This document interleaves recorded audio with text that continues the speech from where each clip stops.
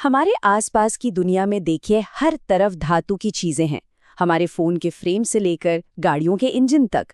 पर ये सब इतने जटिल आकार लेते कैसे हैं? आज हम एक ऐसी प्रक्रिया को समझेंगे जो जितनी पुरानी है उतनी ही मॉडर्न भी। मेटल कास्टिंग यानी धातु ढलाई। जरा सोचिए, एक तरफ है आग की तरह बहती हुई पिघली धातु और दूसरी तरफ एक बेहद पेचीदा और ठोस मशीन का पुर्जा। इन दोनों को जोड़ने वाला पुल एक ऐसी प्रक्रिया है जो कला और विज्ञान का एक कमाल का संगम है। तो ये लगभग जादुई सा लगने वाला बदलाव होता कैसे है?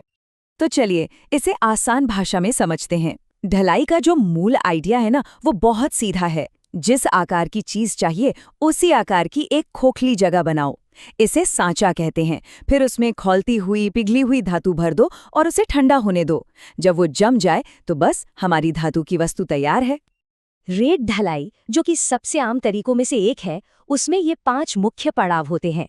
सबसे पहले सांचा बनाया जाता है, फिर उसे कसकर बंद किया जाता है, उसमें पिघली धातु डाली जाती है, उसे ठंडा होने का वक्त दिया जाता है और आखिर में नए बने हुए हिस्से को बाहर निकाल लिया जाता है। ये एक तरह से इस पूरी कहानी की रूपरेखा है। अच्छा, तो इस पूरी प्रक्रिया को और करीब से जानने के लिए हम इन हिस्सों पर गौर करेंगे। सांचा बनाने की कला से लेकर इसमें इस्तेमाल होने वाले औजारों तक, फिर रेत के पीछे के विज्ञान को समझेंगे, उसकी क्वालिटी की जांच कैसे होती है ये देखेंगे, और अंत में उस सबसे रोमांचक पल पर आएंगे जब धातु को सांचे में डाला जाता है। किसी भी ढलाई का दिल होता है उसका सांचा। पिघली हुई धातु डालने से बहुत पहले हमें उस चीज का एक एकदम सटीक खोखला नक्शा बनाना होता है। यही वो पहला और सबसे जरूरी कदम है जहां से सब कुछ शुरू होता है। और ये सांचा, जो अक्सर सिर्फ कसकर जमाई हुई रेत से बना होता है, वही पूरी प्रक्रिया की जान है। सोचिए, इसकी दीवारों को पिघली हुई धातु की जबरदस्त गर्मी और ताकत को झेलना पड़ता है। हमारा जो फाइनल प्रोडक्ट बनेगा वो कितना सटीक और साफ सुथरा होगा, ये पूरी तरह से इसी रेत की खोखली जगह की क्वालिटी पर निर्भर करता है। तो सवाल ये है कि ये एकदम परफेक्ट सांचा बनता कैसे है? भाई, इसके लिए हुनर, सटीकता और सही औजारों की जरूरत पड़ती है। ये एक ऐसी दुनिया है जहां एक कारीगर के हाथ के औजार बड़ी बड़ी औद्योगिक मशीनों के साथ मिलकर काम करते हैं। छोटे पैमाने पर एक माहिर मोल्डर इन हाथ के औजारों का इस्तेमाल करता है। रैमर से रेत को ठोक ठोक कर बिठाया जाता है। वेंट रॉड से गैसों के निकलने के लिए रास्ते बनाए जाते हैं और ट्रैवल से सतहों को एकदम चिकना किया जाता है। हर औजार का एक बहुत खास काम है।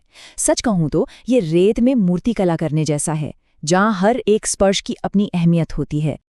हाथ का काम तो लाजवाब है, लेकिन जब एक जैसे हजारों पुर्जे बनाने हों तब हमें रफ्तार और एक रूपता के लिए मशीनों की जरूरत पड़ती है।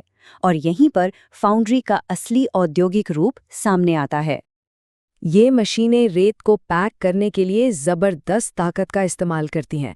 जोल्ट मशीनें पूरे सांचे को हिला हिलाकर रेत को जमाती हैं, स्क्वीज़र मशीनें उसे ऊपर से दबाती हैं, और सैंड स्लिंगर्स, अरे वो तो रेत को तूफानी रफ्तार से सांचे में फेंकते हैं ताकि कोई भी कोना खाली न रह जाए। चलिए, औजारों की बात तो हो गई, लेकिन उस चीज का क्या जिससे सांचा बनता है, मतलब रेत। और ये कोई बीच वाली मामूली रेत नहीं है, ये एक खास तौर पर तैयार किया गया मिश्रण है जिसकी कामयाबी एक सीक्रेट रेसिपी पर टिकी होती है। इस रेसिपी के 3 मुख्य सामग्रियां हैं। पहली है सिलिका रेत, जो ढांचा देती है। दूसरी है बाइंडर, जैसे कि मिट्टी, जो गोंद की तरह काम करती है और रेत के दानों को चिपकाती है। और तीसरा है पानी, जो इस बाइंडर को एक्टिवेट करता है। इन तीनों का सही बैलेंस ही एक मजबूत, टिकाऊ सांचा बनाता है। और बात यहीं खत्म नहीं होती, मामला और भी गहरा है। सिर्फ ये 3 चीजें ही नहीं, बल्कि रेत के हर एक दाने का आकार भी बहुत मायने रखता है। गोल दाने गैसों को आसानी से बाहर निकलने देते हैं, तो वहीं नुकीले दाने एक दूसरे में फंसकर ज्यादा मजबूती देते हैं। ये तो समझिए माइक्रोस्कोपिक लेवल की इंजीनियरिंग है। रेत का पहला और सबसे जरूरी गुण है पारगम्यता, यानी सांस लेने की क्षमता। सोचिए, जब 1500 डिग्री सेल्सियस की पिघली हुई धातु नम रेत पर पड़ती है तो फौरन भाप बनती है। अगर ये भाप बाहर नहीं निकल पाई तो वो धातु के अंदर बुलबुले बना देगी और हमारी पूरी कास्टिंग खराब हो जाएगी। लेकिन सांस लेने की क्षमता के साथ साथ रेत को अनबिलीवेबली स्ट्रॉन्ग भी होना चाहिए। उसे पिघली हुई धातु के भारी वजन और दबाव को सहना होता है।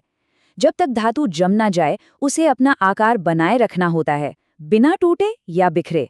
ये रेत की एक पतली सी दीवार के लिए बहुत बड़ी चुनौती है। और आखिर में एक ऐसा गुण जो सुनने में थोड़ा अजीब लगता है, ढहने की क्षमता यानी कोलैप्सिबिलिटी। सांचे को बेहद मजबूत होना चाहिए, पर सिर्फ तब तक जब तक जरूरत है। जैसे ही धातु जम जाती है, सांचे को आसानी से टूट जाना चाहिए। क्यों? क्योंकि धातु ठंडी होने पर सिकुड़ती है, और अगर सांचा नहीं टूटा तो वो सिकुड़ती हुई धातु को ही तोड़ सकता है। तो इन सभी गुणों, पारगम्यता, मजबूती और ढहने की क्षमता का सही संतुलन मिलता कैसे है? फाउंड्री वाले इसे किस्मत के भरोसे नहीं छोड़ते। वो वैज्ञानिक तरीकों से पक्का करते हैं कि ढलाई में कोई कमी न रह जाए। कोई भी धातु डालने से पहले रेत के सैंपल को कई तरह के टेस्ट से गुजारा जाता है। उसमें नमी कितनी है, मिट्टी कितनी है, उसकी पारगम्यता और मजबूती कैसी है, हर चीज को नापा और कंट्रोल किया जाता है, ताकि ये पक्का हो सके कि रेत का मिश्रण एकदम परफेक्ट है। वैसे इन सभी लैब टेस्ट के अलावा एक पुराना आजमाया हुआ तरीका भी है। एक तजुर्बेकार मोल्डर बस मुट्ठी में थोड़ी रेत लेता है और उसे दबाता है। वो जिस तरह से टूटती है उसी से उसे पता चल जाता है कि मिश्रण सही है या नहीं। ये विज्ञान और अनुभव का एक बेहतरीन संगम है। और अब आता है वो पल जिसके लिए ये सारी तैयारी की गई है। सांचा तैयार है, रेत की जांच हो चुकी है। अब वक्त है निर्माण के उस चरम बिंदु का, आग और रेत के मिलन का। यहाँ हम देख सकते हैं कि कैसे सब कुछ एक साथ आता है।